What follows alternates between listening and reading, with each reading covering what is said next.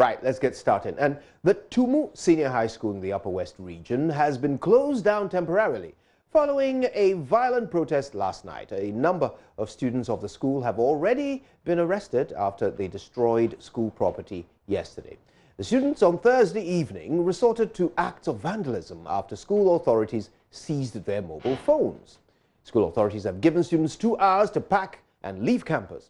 The Municipal Security Council has been meeting this afternoon. Let's get on the lines now. Speak to the Sesala East Municipal Executive, Karim Nayo. He's on the phone now. Mr. Nayo, talk to us about the latest situation. Have the students left campus? Thank you, and good afternoon to your cherished listeners. As I speak, they are packing and leaving. So tell me, what is the level of threat here? There was some vandalism, there was some rioting, but surely it didn't involve all students. So what exactly is the level of threat which has necessitated this evacuation of the school, if you will? Yes, the level of threat here has to do with, we don't know the specific people who have done that. So what we are now assuming is that every student now of Tumu second class is a suspect. So, and looking at their numbers, if they want to stay on campus, we will not be able to do proper investigation. Besides that, the vandalism includes destruction of the water sources. As of now, they don't have water. They've destroyed all their water sources. In addition to even light, they've managed to cause a lot of destruction to the light poles and all that.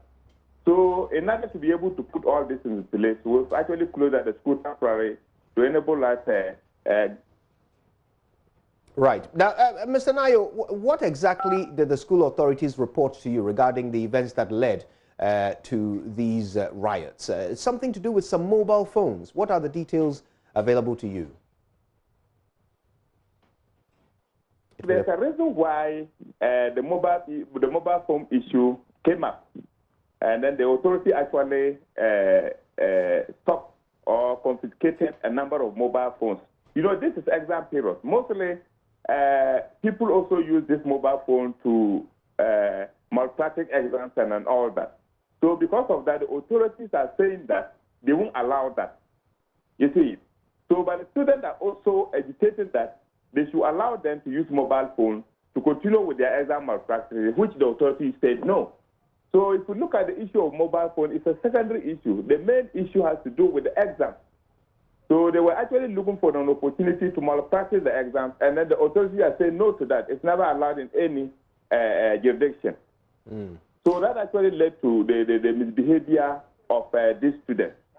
Right. Now, how does this affect the exam timetable? Now that you're basically sending everybody home today, what's going to happen to the exams? Oh, the exam continues because the exam is not only Tumu second class. It's a nationwide exercise, even beyond Ghana. So the writing of the exam continues because we are not preventing candidates from coming to write exams. No, I'm asking about how it affects the student.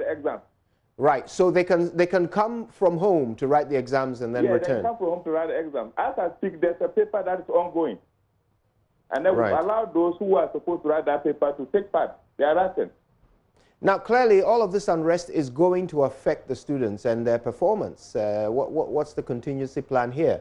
How are you going to minimize the effect of all of these happenings on the performance of students? Yeah, that is why I have constituted a committee to come out with a report. I've given the committee 1 week. Tomorrow, I'm going to inaugurate the committee. Within 7 days, they should come out with a report. Based on the report, then we'll see what to do.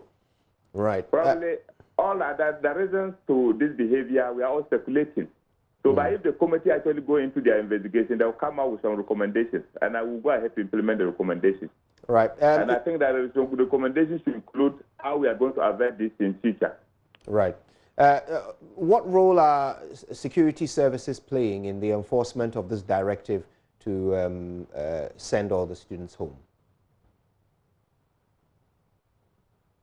Mr. Nayo? They have to supervise.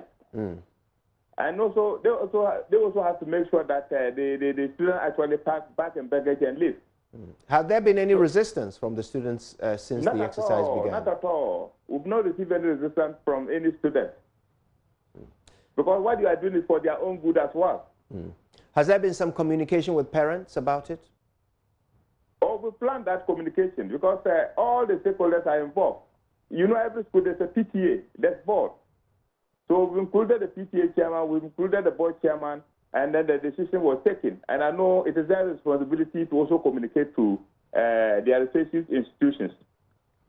There were some arrests, weren't there? Some students are in custody, is that right? Yes, you are right. What have they been charged yet? Or what are they being investigated for? That one, we have to leave it to the security services. Once the arrest has been made, they will know they wouldn't know what they are going to do about the arrest. What details can you share with us about the students? How many are they? What are their age ranges? Oh, that is what I'm saying.